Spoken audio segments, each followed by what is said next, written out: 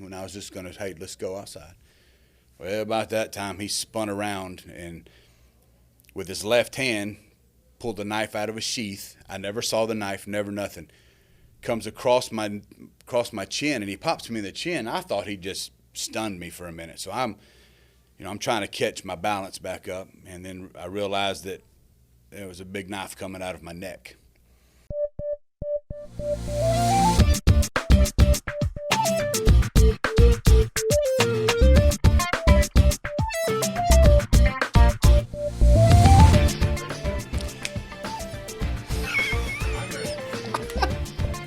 It's on you. Are you seeing this? Is that the finger gun? No, they're not loaded. No, they're it's straight up. They're inert at this point, loaded, sir. okay. Yep, sir. They're They were checked. No, sir. They were checked before I came in. Hey guys, welcome to the 10-8 podcast. Today we're excited for another episode. Critical debrief today. I'm blah, blah, blah, blah, Yeah. blah, blah. Let's start that over. Here we go. All right. Hey, guys, welcome to the 10-8 podcast today. My name is Director Chris Chapman with the Arkansas Division on Law Enforcement Standards and Training, joined by my co-host, Deputy Director Sargent and Deputy Director Lawrence, and our special guest, Officer Matt Odom from the Harrison Police Department. Please hit that like and subscribe button. Last time I looked, we were actually over 500 followers. What? Really? I know, we went from 20 to 500. I don't know what happened. Wow. So I created a bunch of fake accounts just to increase our numbers. Yeah. Well, yes. It was probably me saying hit that like and subscribe button. It could be that. And over and over again. So, no, great opportunity for us today to sit here and talk with Matt about a critical incident. Probably, 79 seconds of 79 are the worst seconds of your life. We had the opportunity to meet Matt about 6-8 months ago at a leadership conference, and he had watched some of our podcasts, and we got to sit down talking about that, and we were talking about, he was sharing with us a critical incident that he went through, and we thought, Matt, it'd be a great opportunity to share with our fellow officers across the state what you endured that night. So tell us a little bit about yourself. Well, like you said, I'm Matt Odom. I'm the Sergeant in Narcotics Division there at Harrison PD, assigned to the Drug Task Force. Whoop, best time of my life. That's right, that's right. I love every minute of it. I just started my 20th year up there. Love it. Got some of the great bosses and great coworkers I could ever work with. And we'll talk about that a little bit, about how they really helped me out through this ordeal. Yeah, we've been spending a lot of time up in Harrison lately, bringing some classes Appreciate up to you that guys. too, guys. We love it up there, man. We love y'all coming up there. Been having a lot of fun lately. But, when you were sharing your story with us, we talk about a lot about resiliency and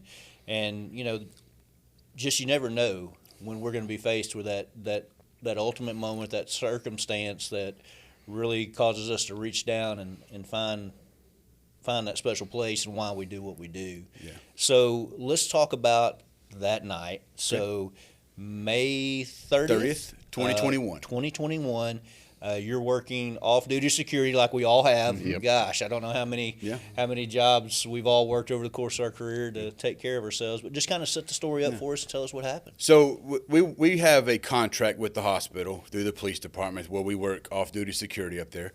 I've done it every Sunday night for the last 15 years. And that night was nothing out of the ordinary. It's just a normal Saturday night or Sunday night, other than during COVID. Yeah. So, they had to come, a couple guys, I was out in the parking lot just roaming around, getting some fresh air, and a couple guys walked in, just caught my eye. And I didn't recognize them at first, so they had to go to a little COVID lady called, sitting there at the front desk.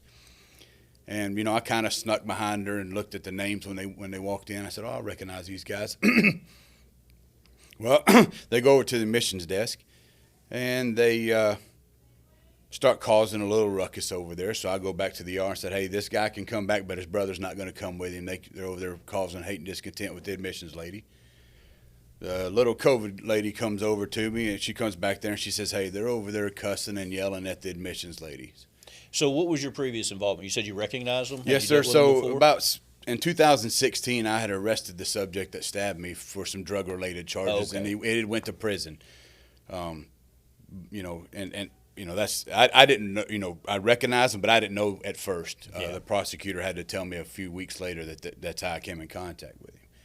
But I went over there and asked the subject, that attacked me here a little bit later. if he'd just walk outside and talk with me for a little bit, because just to get him out of the situation, we was going to go outside and have a little chit-chat. Well, he started yelling and cussing at me, and I just patted him on the back and said, come on, man, let's go. And if you know me, man, I'm a hugger, and I get a little too close, and we'll talk about that here in a minute. And I got a little close to him, and he started yelling and started, kind of get a little fuss. So I just grabbed him by the shirt sleeve when I was just going to, hey, let's go outside. Well, about that time, he spun around and with his left hand pulled the knife out of a sheath. I never saw the knife, never nothing. Comes across my chin, and he pops me in the chin. I thought he just stunned me for a minute. So I'm trying to catch my balance back up, and then I realized that there was a big knife coming out of my neck. So I shoved back, and when I shoved back, he pulls it out of my neck, gets me in the armpit. That time I shoved him away, pulled my pistol out, drew down on him, told him several times to get on the ground, get on the ground. His brother, who he was there with, started yelling at him. You idiot, he's got a gun, you've got a knife, get on the ground. And he ended up doing so. He gets on the ground, he lays the knife about, a foot maybe from his hand. So I'm approaching him, and I'm fixing to kick the knife away, and he grabs it and jumps back up at me. So I backtrack, still drawing down on him. Lucky for me, the training and experience that I have through the police department and everything else that I've done kept me from pulling that trigger. And the reason why I say that is there was a nurse just to the right of him and 4 people walking in the door to the left of him. And by this time, my peripheral vision is going fast. Oh, yeah. I'm losing a lot of blood. It's going fast. So I, said I can't pull this trigger because if I miss, I'm going to hit somebody else, and then we'll have bigger issues. Sure. So I just drew down, hollered for help on the radio. 79 seconds later, backup arrives. They tased the subject, drag him off to the side. There was actually a medic. Medic Crowley was there, and he was an Army medic. And he ran out there immediately and started doing what he could do.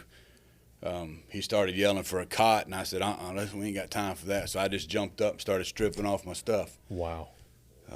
They got me back there to the back, and then they started working on me. Did you actually get him outside of the lobby, or did this all occur in the lobby? Right inside the lobby. I mean, everything was inside the lobby, and there was the 3 clerks behind the admissions desk, the nurse that was getting the brother a wheelchair, 2 other younger gentlemen over there in the corner, older man, and 4 people walking in. So do you recall all of that, or was that? Oh, absolutely. Yeah. I recall. I can play it just like it happened yesterday. Having that spatial awareness. Exactly. During that, because you're talking about being under extreme amount of stress. Obviously, you've been stabbed twice. You're losing a lot of blood. You talk about that peripheral vision closing in, but to have that spatial awareness, absolutely, is pretty spectacular. So, we applaud you for being aware of that because the 4 firearm safety rules. And one of those is beware of your target and what is beyond it. Mm-hmm. In a critical incident that you've been stabbed 2 times, twice, is that yes, correct? Sir.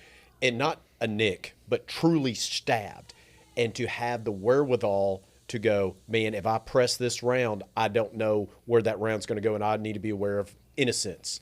So, man, kudos to you. Hats off to you. I mean, a lot of people can't do that. So, man, great job. Yeah, thank you. So you said it was a sheath knife come from his left side. Yes, sir. So was it under his T-shirt? So he was wearing a shirt that came down to his knees.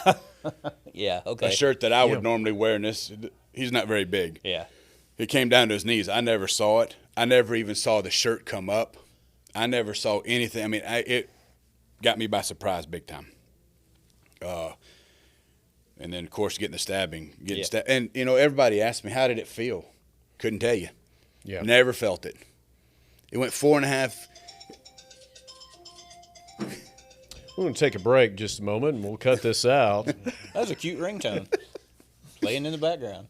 Ladies and gentlemen, that was somebody in the background, and we won't name Jonathan. But Nettles, our producer. Yeah, our producer. Director. Executive producer. Executive producer. Executive producer. Yes. For the 10A podcast. You're going to talk about it. Because he's editing this entire bit. This is the bloopers. What are they talking about? I just want to know if the tasing next door is going to come through. Because You that can was pretty intense. you can title mine when Jason hears the voices, and then play. All right. So let's all right. back on up. And now we're gonna pick back up, and we're all smiling and grinning about you getting No, stabbed. we're fixing to try to get the straight face back Yeah. on here. Okay, here we go. Again, so the knife wasn't necessarily disguised. He just had an oversized shirt on, and Yeah. you just didn't see it in the sheath. Never saw it. Like I said, the only time I saw it was when he was pulling it out of my neck. It went behind my collarbone, 3.5 inches deep. And I call it a Rambo knife. Sure. Yeah.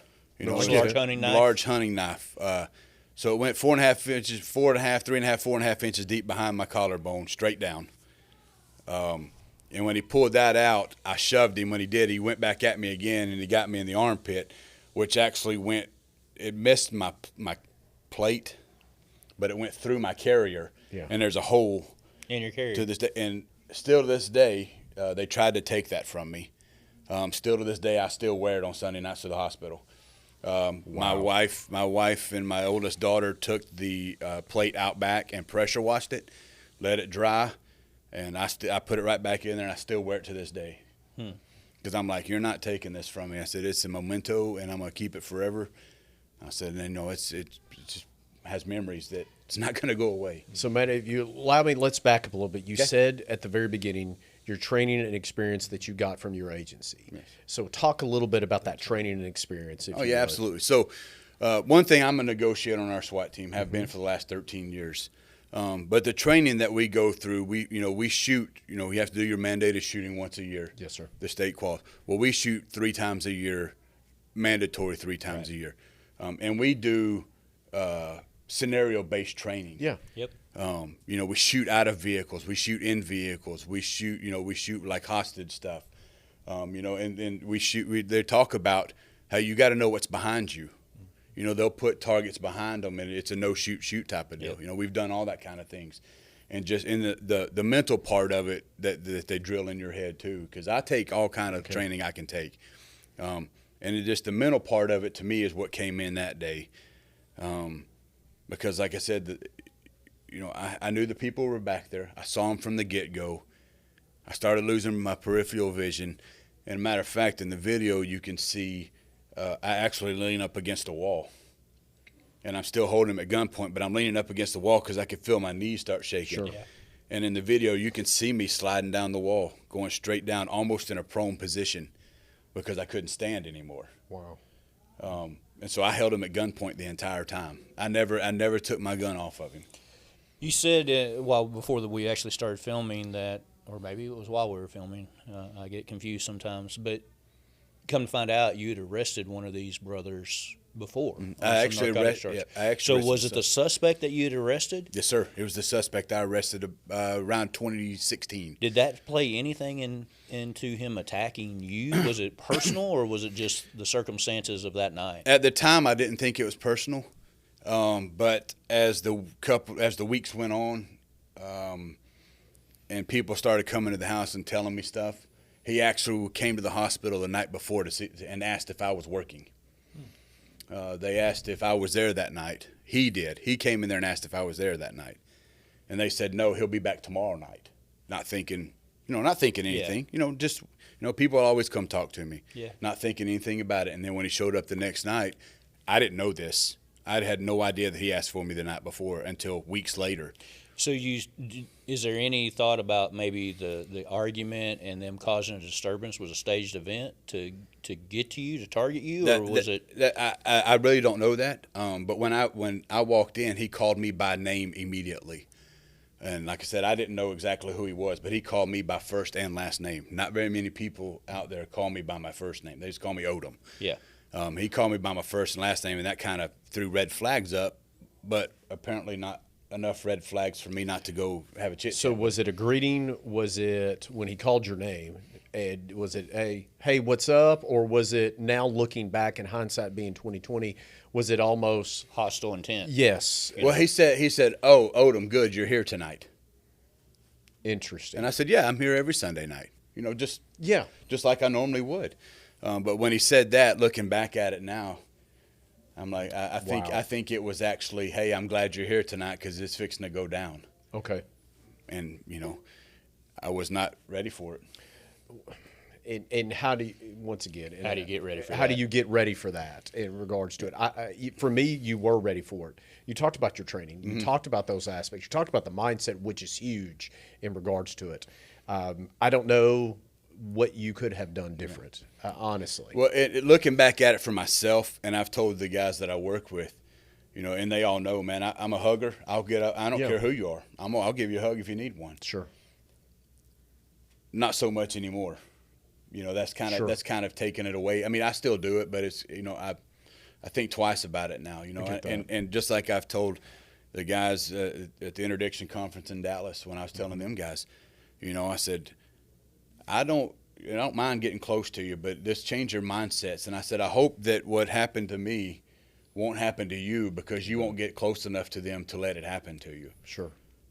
But it's one of those incidences that happened, and looking back at it, I hope that my story can help somebody else not go through the same situation I did. But in the reality of it, think about how many times we've done something very similar. You've got a disorderly person, you've got to escort them either Yeah. to the car or outside the facility. I mean, it like you said, to put a hand on them, basically lead them away. You weren't doing anything that was really out of the norm, much more did you you? could've done. No, I didn't. I didn't do nothing out of the norm, Yeah. other than because like I said, even though I got close to him, I was just escorting him out. But you're right, I did nothing out of the norm that I wouldn't have normally done if it was any other Right. person. Right. So, you talked about, the incident itself, sliding down the wall, and then you mentioned like immediately there is help on the way, correct? So kind of take us through at that point as they begin to triage you, work you, kind of go into some detail about What that. did you get on? I mean, so you're holding him at gunpoint. So you got to call for help, or did somebody else call for No, help? I Valid did. point. I had my radio, so Okay. I'm holding him with one hand. I grab my radio and I say, Harrison, I've been stabbed. I'm in admissions at the hospital. Okay. One of the sergeants working on duty that night came over the radio and said, "Is that Odom?" Dispatcher said yes. But one of the other sergeants was actually working an off-duty job. They were filming a movie at a little place there, and we had to do off-duty jobs there. He was actually about a mile and a half down the road, and he said, "Yeah." He said, call chain of command and get up there." And then I saw him come in, and as they're coming in the front door, I've still got my radio keyed up. And I'm yelling at him, "Hey, Chad, he still has the knife. He's still got the knife in his left hand." So he's still in an aggressive stance. He's laying on the confronting- ground, but he still has the knife in his hand. Okay, so Wow. he grabbed the knife. He got up. You were still at gunpoint. You got him back on the ground, but he still has the maintaining knife in his left hand. Yeah. Then when the first officer got there, he transitioned from lethal to less lethal because he was on the ground. Yeah. And he tased him, and then they drug him off to the side and cuffed him up. And that time is when the nurses, the medics, and the doctors came out to start taking care of me there right inside the waiting area. Did the brother try to interfere? Did not. One way or the other. The only thing he did was he told his brother, he said, "Dummy, he's got a gun, you've got a knife, drop the knife." That's all he said to him. He never interfered, which if he would have, I don't know what, because he was standing to my left. I could see him in the beginning, but I lost him after I started losing Sure. my vision. Right. So Absolutely. Absolutely. So here comes the doctors, here comes the nurses, here comes law enforcement, cavalry's arrived. Man, take us through what what happened next. yeah, so that, like I said, the medic's putting his hands. He said when I lifted up my neck to get up, he said all he could see was straight down the hole in my neck. So he starts covering it with his bare hand. He said, "Man," I said, "No, dude, you got to do what you got to do." So Yeah. he covers with his bare hand. He says, "Get me a cot and some gloves." I said, "No, dude, let's go. I ain't got time for this." So I jump up. I start taking off my shirt. I'm untucking my shirt. Start taking my stuff off. I rip my top shirt off. They have the cot kind of almost inside the double doors. They were bringing it, and I wasn't waiting on them. So I rip my shirt off. I take my vest off and I throw it on the ground, and it was pretty gnarly looking. They wheel me into the trauma room there, and they're starting to do their thing, and they're like, "Hey, he's stabbed in the neck," and then you can see the officer say, "Hey, he's got one in his arm." You can see the hole in my armpit. It only went in about maybe a half inch because Gotcha. I was able to shove him back fast enough to where it couldn't get it in there. That'd probably been another issue. They got me in there to start doing their triage stuff. They run me down to CT. They bring me back, and the doctor says, I don't like the way that looks. Get him back down there now. So they run me back down to CT. I come back up, and it's pretty calm in there. These nurses and doctors in there were calm as a cucumber for what just happened. And, man, I applaud them, top-notch people. Then the surgeon comes over, and he grabs my hand, and he says, hey, you're going to be all right. It missed your artery by less than a half a centimeter. And I said, of course, this time, folks, they have loaded me full. You bet. And I could care less what was going on. I'm not going to lie about Yeah, it. I was feeling good. Yeah. I was feeling good. And I didn't care. I gave him a thumbs up, and they took a picture of it. And I gave him a thumbs up and told him thank you. I was in the ER for an hour and a half maybe. And they said, hey, we're going to keep you overnight just to make sure. Okay. So they take me down to ICU, and there's about 11 officers from state police to the sheriff's department to my agency, everybody in that room with me. The surgeon comes in and says, hey, you guys are going to have to leave. He needs some rest. A couple smart aleck guys we got that I work with said, make me. They said, we're not leaving him. Yeah. He's still this guy still has family here. We're not leaving him. Puts a sign up on the door, says no visitors, needs rest. So he leaves. Guys stay there for a little while. 3 of them says, we're not leaving you tonight. I said, man, y'all can go home. I said, y'all go home. I said, absolutely not, we're not leaving you. Next morning, about 6 o'clock, surgeon comes in to make his rounds. There's about 11, 12, 13 people in my room. He goes back there, rips a sign off the door and says, I don't guess we need this anymore, do we? I said, I told you from the get-go, these guys aren't going to leave a brother behind when there's family out there. I wouldn't. I'd been there all night with them. Let's go back. Was the surgeon on duty? No, sir. So how did that all work? As soon as I got stabbed, they called him immediately. They called the surgeon and they called the air vac. Air vac and the surgeon both were as they were wheeling me in the back door. Mind you, it took 79 seconds for help to get there. So 2 minutes maybe. Yeah. The surgeon and air vac were in the room waiting on me. Wow. They were ready to fly me out. He was ready to do what he had to do to try to get me stable, and they were ready to fly me out. Yeah. And luckily, thank goodness, thank the Lord above, I didn't need either one of them. Yeah. But, I will tell you that quick clot gauze hurts. Yes, it does.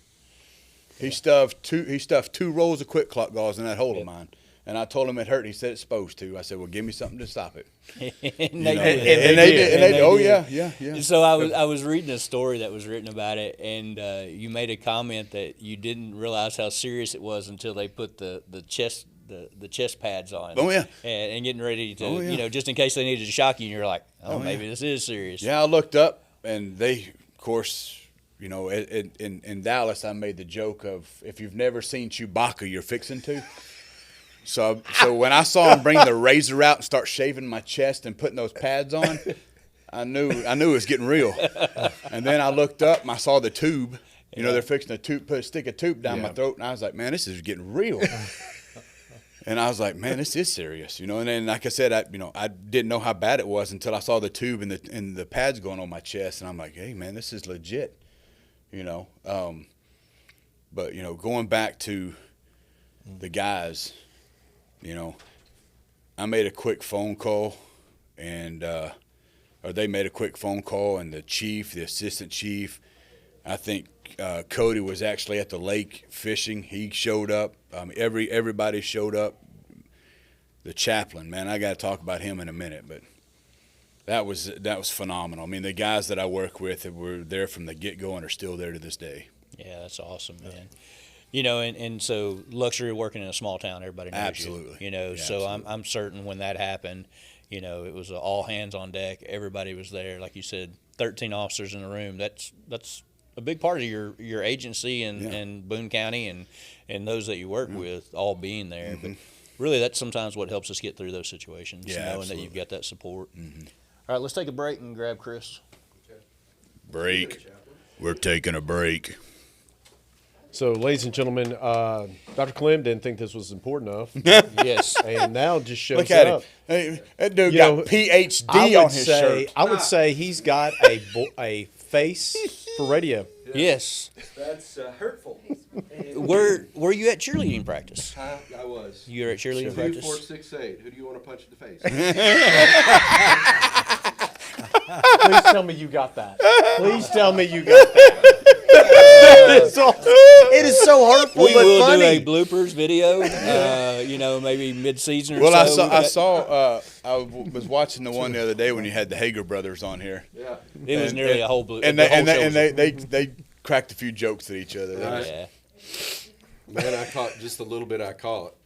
Wow. It's on, son. Yeah. We're just not getting good and started. Well, Dude. let's talk about the recovery process. Okay. So obviously, grace of God, Yeah. 4.5 inches below the collarbone, misses your aorta by half a centimeter, stabbed under the armpit, vest catches that a little bit, you're able to push him off. 2 very serious injuries that could have been life-threatening. Absolutely. Obviously. Yeah. But you're home within 2 days? I was home within. I wasn't even in the hospital 24 hours. Wow. I got stabbed about 9:13 on Sunday night. I was home by noon Monday morning. Hey, there you go. The hospital didn't have to bill you for that overnight That's right. stay. That's right. You know what I'm saying? That's right. 23 hours That's or right. less. Workman's comp, Yeah, sir. workman's Workman's comp. comp was Yeah. covering. Yeah, that's right. When did the reality of it, though, kick in? That, hey, you just faced a life or death situation because you're like you said, you were on an adrenaline high while you were in the situation. You were focused on him, and then you're immediately escorted back, and you're pumped full of drugs. So when you get home, does the reality of it all set in? Yes. So when of course my wife took me home, and I couldn't turn my head, Yeah. because it got a lot of muscles and stuff in here and got a lot of things. So I really couldn't turn my head. So she got me home, and I sat in the recliner, and the chaplain and the chief and assistant chief and a couple of our guys, they went home and got me home, and I sat at the house, and it really didn't click in until I was at home by myself. Yep. Luckily, my wife worked from home, because I'll have another story here about that in a minute. But my wife worked from home, so I had, she was there all the time with me. I did, boys, I'm 6'4", 285 pounds, and I cried like a baby every day for 5 weeks straight. Wow. Physically, I could have went back to work in probably 8 to 10 days, probably. But the mental part of it. So what was it, if you don't mind me asking? You survived. You did what you were trained to do. Honestly, you did it very well to hear the story. What was it mentally that challenged you? Just the fact that I about died. In hindsight's 20/20 now. Sure. It's I'm ready. If I'd have went, I'm ready. It is what it is. But I've got a beautiful wife and 3 daughters at home, and a bunch of guys that I work with. But on the aspect of healing, I did fairly decent for the first week mentally. I went on my back porch a week and a half later on a Wednesday morning, and I heard a bunch of sirens. And I called Cody. Who is it? And I said, Cody, I said, what's going on? He said, man, I'm not going to tell you right now. I said a few choice words, and I said, no, you're going to tell me, and you're going to tell me now. He said, hold on, I'll call you back in a minute. I didn't let him call me back. I called him back and said, what's going on? He said, officer-involved shooting. One of our guys, one of your guys, officer-involved shooting. I said, what happened? He said, a guy came after him with a knife, and they shot and killed him. You're talking about making a dude mad. Yeah. Because it went back to, why didn't I shoot and kill my guy? And then that started running through my head. Sure. So I went downstairs, I fell to my knees by my wife, and I just bawled for 10 minutes. She called the chaplain, which he had his hands full. He had another officer he needed to take care of. So she put me on the phone with him. I said, I need you when you get time. He said, I'll be there in 2 hours. Let me get him home, get him situated. I'll be there to your house in 2 hours. He came by the house, and he sat there, and he said, I've told you and told you for the last week and a half why you didn't shoot your guy.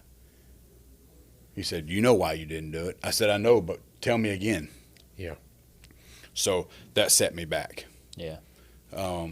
But the chaplain that we had at the time, he's no longer with us. He's moved on to better and brighter things for him and his family. But if it wasn't for him, I don't know.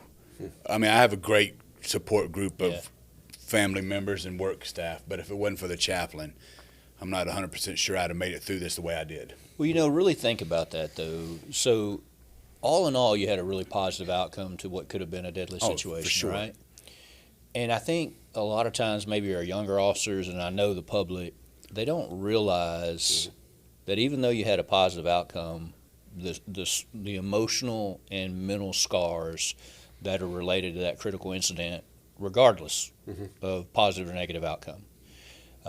The challenges that you faced recovering, I mean, we've been there, but we don't talk about that enough.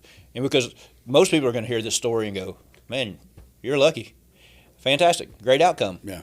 But you were still struggling. And officers that go through these critical incidents, we Right. talk about it all the time. Yeah. The number of critical incidents that an officer will go through the course of his career, that scar tissue is real. Yeah. I don't know, Mr. Odom, if this was for you, but it's in those quiet moments when the voices start talking to you. Coulda, shoulda, woulda. For you, man, it was probably, I'm going to go outside and enjoy the day. Yeah. Do that. Then a siren goes off. What happens? Another critical incident.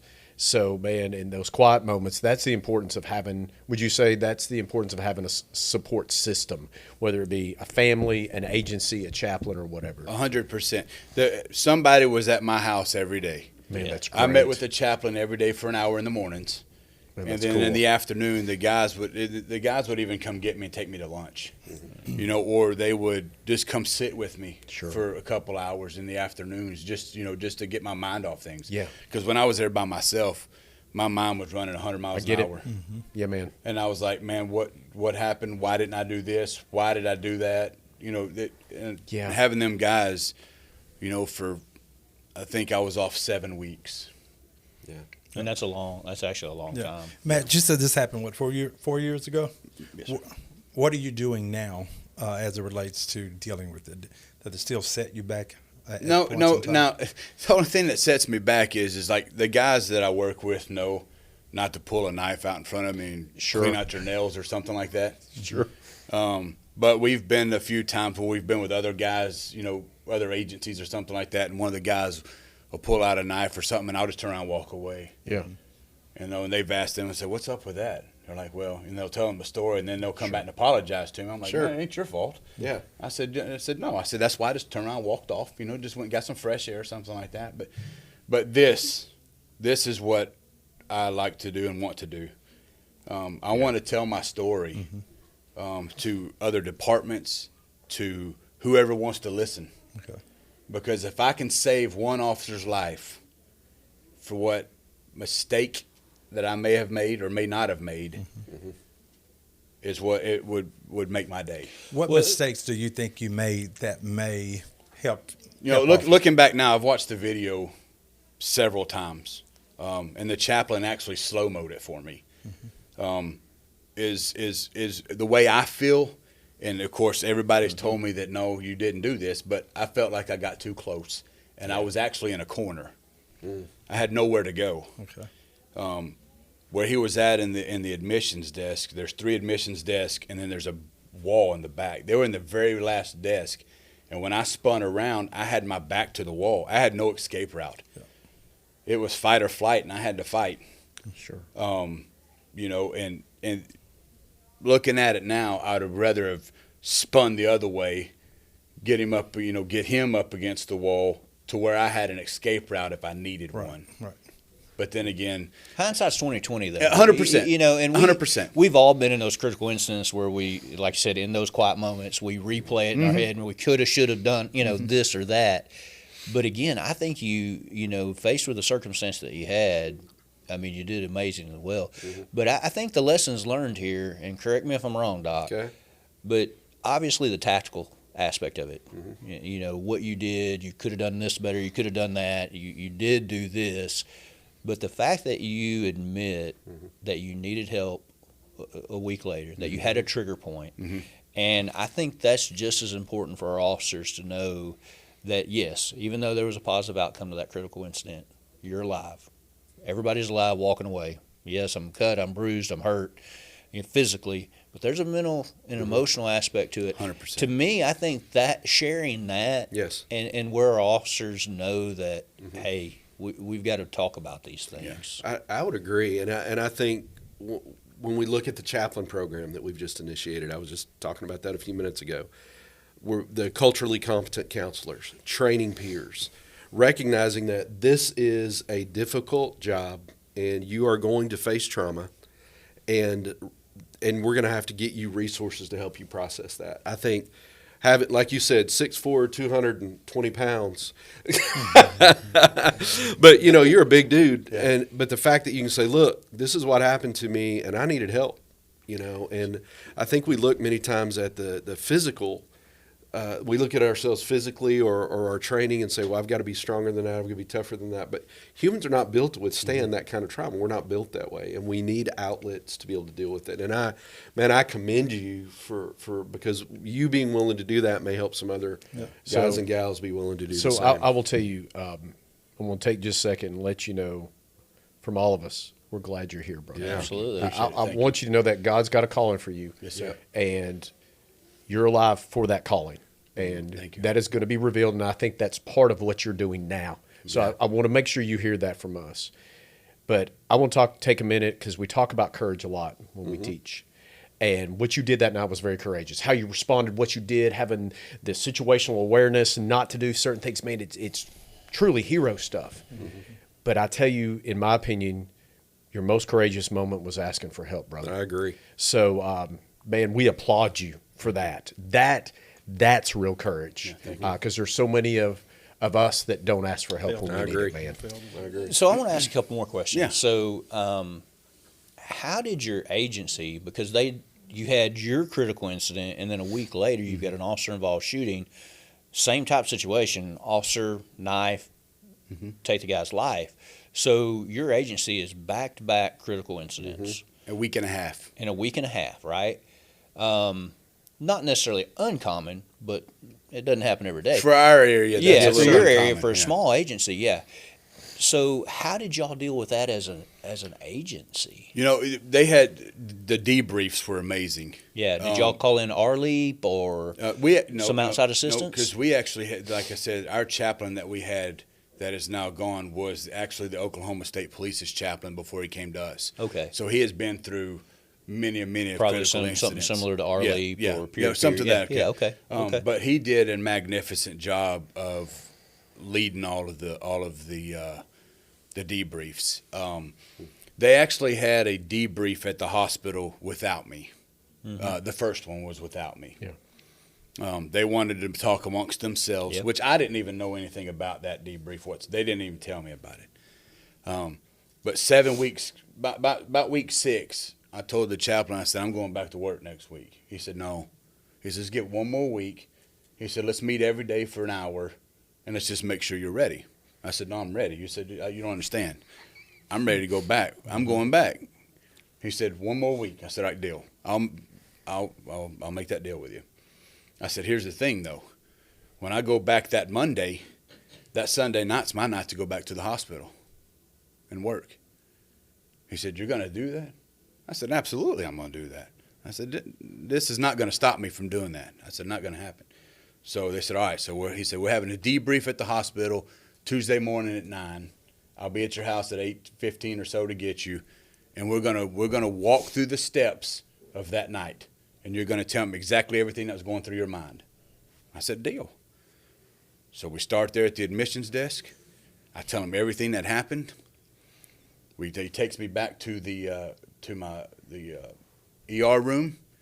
We walk down to CT. We come back. We go to the room. I tell him everything that happened, everything that went on. He said, all right. He says, let's go to the debrief. Folks, I walked in that debrief room. They were all there. They were all sitting in there waiting on me. I walked in there, and they all started bawling. And I was like, no, let's not do that right now. So You weren't as ready as you thought you were. And nope. Nope. I was not nowhere near as ready as I thought I was when I walked in that room and saw every single person that was there that night in that briefing room waiting on me to get there. And they started crying and went coming and hugging on me and all that stuff. And I was like, look, y'all sit down. I said, I'm here. I'm okay. Let's talk about this and let's hash this out. So we debriefed it for about an hour. I told them everything, thanked them, cried with them, you know, and that following Monday, I checked 10-8. That Sunday night, I was back at the hospital. I was ready to go. You know, it was phenomenal. I mean, the hospital staff there, from the nurses to the ER doctors to the surgeon. I mean, we have a little hospital up there, but they were absolutely phenomenal, all the way up to the CEO, the CFO. I mean, they actually showed up that night. They were phenomenal. Matt, what was the importance of the walkthrough and debrief? How important was that for you in your recovery process? Well, I tell you, I think if I wouldn't have done that and I'd have walked in and saw that spot, Right. I may have just turned around and went back to the house. Yeah. No doubt. There's no doubt in my mind I probably would have turned around and went back to the house because I don't know if I'd have been ready. But the debrief that he took me through, they actually the walkthrough that he took me through is probably what made me or wanted me to go back even more. Right. Plus, if I wasn't there that night, who else would have been there? And I give the officer a hard time that was supposed to be there that night because I actually covered for him. So I give him a hard time. Sure. I said, man, that knife was for you, not me. I don't know why. I give him a hard time about it, but he's a great dude, and he gives me a hard time about it, and he apologizes. Quit apologizing, man. I mean, it wasn't for you anyway. He asked for me the night before. Yes, I sir. said, so it wasn't for you. It was for me, and I know it was. Yeah. Hey, Doc, how important is the debrief for closure of all those other people that were involved? It was obviously Matt talked about how important it was for him, but Matt, there were how many other people shared that journey with you that night? 15, 20? There's probably 20, 25 people. You know, and so they're also dealing with the stress of that situation, the trauma of that situation. How important is it for those other folks as well? I heard this reference recently. I didn't say it. I heard it referenced from somebody else that they were talking to somebody about primary and secondary trauma, right? And they said, what's the difference between primary and secondary trauma? And people gave the clinical answer. But the reality is everybody's having primary trauma. If I walk in a room and you've been stabbed, now I've got trauma from watching that, even though you're the one that's been encountered. And so you get all these people that are having their primary trauma as that event. And it's critical for everyone to go through that process. We've talked to dispatchers before and helped them debrief. You know, you've got all these people, the firefighters, the different people that respond to events are going to be impacted by it. And each person processes differently. So those debriefs are critical. Yeah. They're critical for the us. The dispatcher that actually worked that night, she came to one of our debriefs, and she said that is the hardest thing I've ever heard on a radio.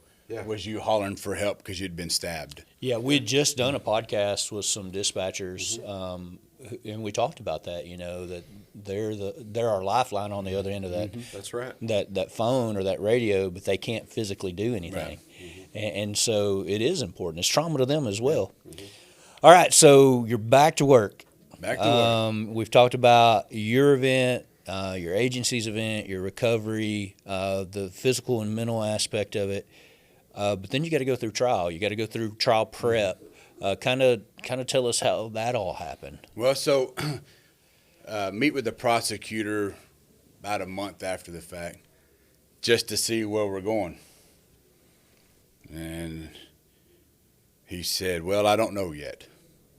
I said, "What do you mean you don't know yet?" This guy tried to kill me. Yeah, What are you talking about? I said, "What do you mean we don't know yet?" And he said, "Well, they want a forensic evaluation." Yeah.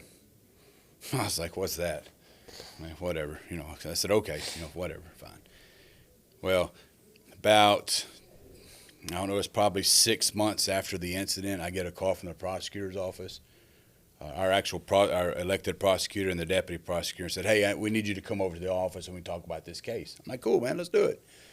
I walk in there and they shut the door, and I could see the look on their face. And I was like, "Let me guess, he's found incompetent to stand trial." They go, "Yeah." And I went, "Okay, what's that mean?" They said, "Well, we got to drop the charges against him, so forth and so on, and he's going to be in the mental institute until he's fit." And I said, "Okay, well, if he's fit to stand trial, can we? He goes, yeah, but they don't see that happening anytime soon.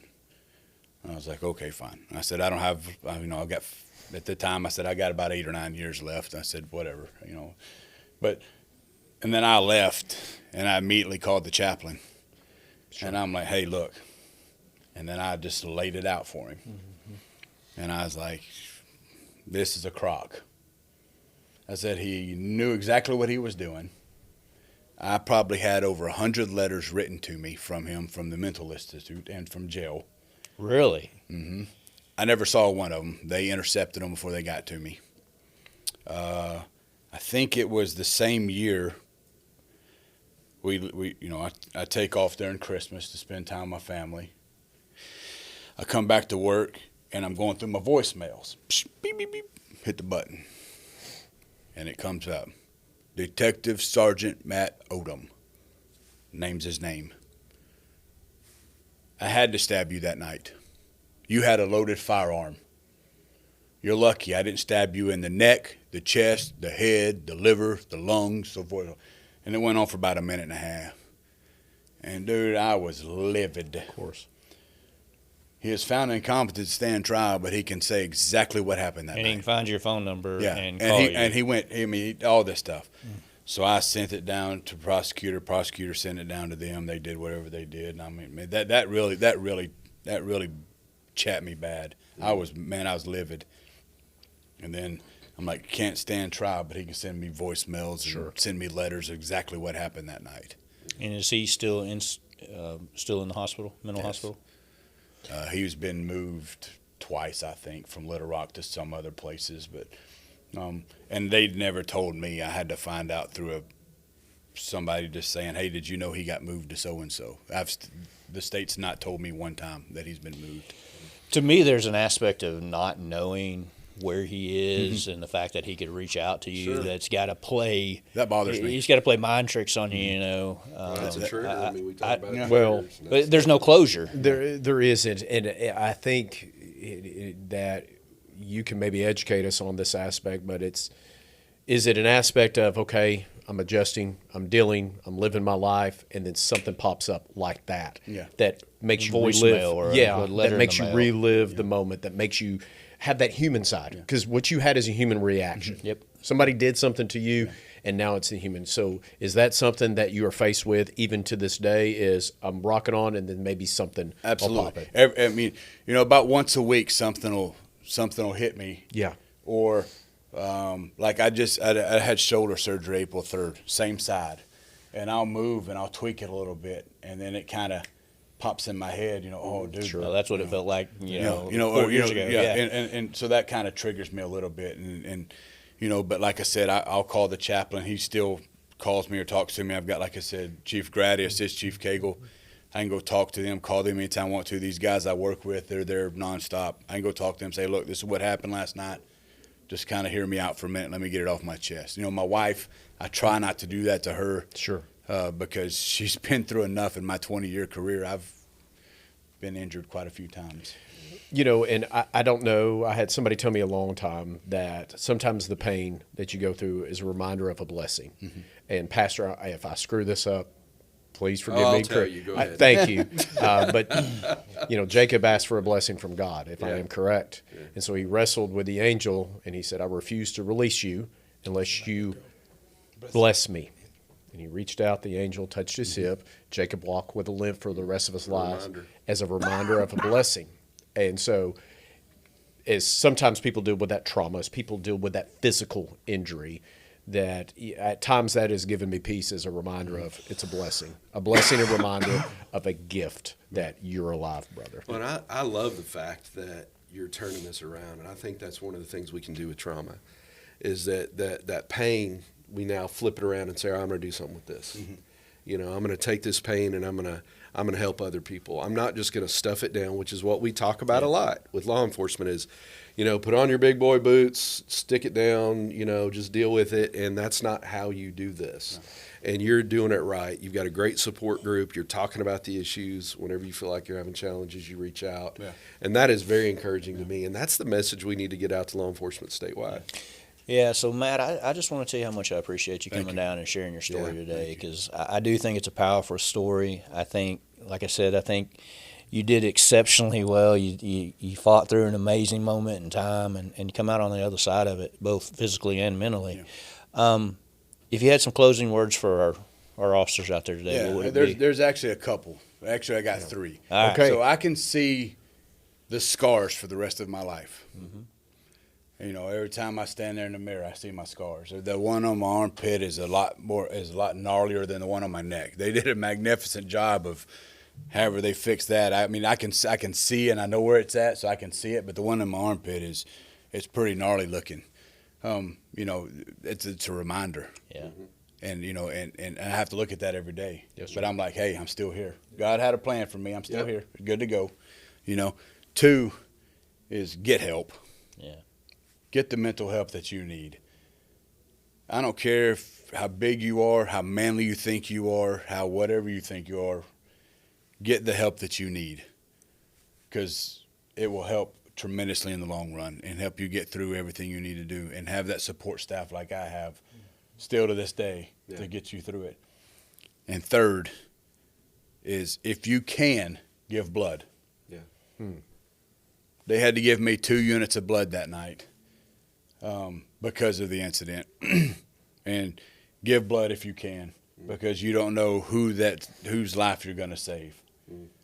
You know, I give blood. A couple of the guys that I work with give blood every time we can, because I know how important it is for that aspect of it. And I'm grinning, and the reason I'm grinning is because I read a story before we started this podcast today, and it was you were telling your story previously, and you were talking about taking your vest and your shirt off, and just how bloody you were in the lobby, and then you started screaming, "Oh negative, oh negative, oh negative," and so you started telling them what you needed. Yeah. Well, so there's a kind of a story behind that. I was given the wrong blood one time. I'm actually A negative, but I was given the wrong blood one time. So whenever I was ripping my clothes off, and then I heard them say he needs blood, I started screaming A negative, A negative, A negative, and they told me to shut up because I was getting O negative, O negative. Yeah, that's what the story said. I'm like, did I misread the story? They told me to shut up because that's what I was getting. And I said, well, I just want to make sure that you give me something that favors my deal. Yeah. You know, in one of the interviews I did too is, I don't know if it was at the newspaper or KY3 or something like that. I talked about being pig poked. Yeah. And I said, no pun intended. You know, cops, we take the pig joke. You know, so I said pig poke, no pun intended, man. If they didn't put that all over there. Yeah. You know, but I cracked a few jokes, and and that's the way I cope with things. It's part of the healing process. Yeah, and that's the way I it cope is. with things. Yeah, it's part of and so I like to crack a few jokes every once in a while. You know, I can do it now. I probably did it in the ER whenever they did that to me. You know, but I failed my drug test. They called me they drug tested me the next morning. Yeah. And then they called me 3 or 4 days later and told me I failed. What? I said, you got to be kidding. Really? Yeah. So, but no, I mean that, if and I have, they can reach out to y'all can reach out to me. I'd love to, if anybody needs to talk, I'd love to talk. I've talked to, other people from all over the United States that I met at this conference. I gave my email address and phone number, and they've called and talked to me, wanting my advice, and I'm more than happy to do that. I mean, Yeah, and we'll make sure we tag that in the when the podcast is released. I know we're going to cut some video in to show the situation, but man, I can't tell you how much we appreciate you coming down today Absolutely, and sharing with you. appreciate it. And thanks to the Harrison Police Department for loaning you out today. Yeah, absolutely. And so we'll wrap this episode up. And as always, let's close with our normal closing. We want to thank the governor for allowing us to be in these positions of leadership, to have the opportunity to share these stories with Arkansas law enforcement and those beyond. I mean, we're these videos are being seen in a lot of different places right now. And then our Attorney General, Tim Griffin, for allowing us to build out the studio, our staff over in the background, Jonathan and Barbara, for all the support they give us, and Secretary Hager for his leadership for the Department of Public Safety. But with that, guys, let's wrap this one up. And again, Matt, thank you for sharing today. I appreciate you guys having me. Good job. I've All enjoyed right. it. Thank Yeah, y'all great very job. much.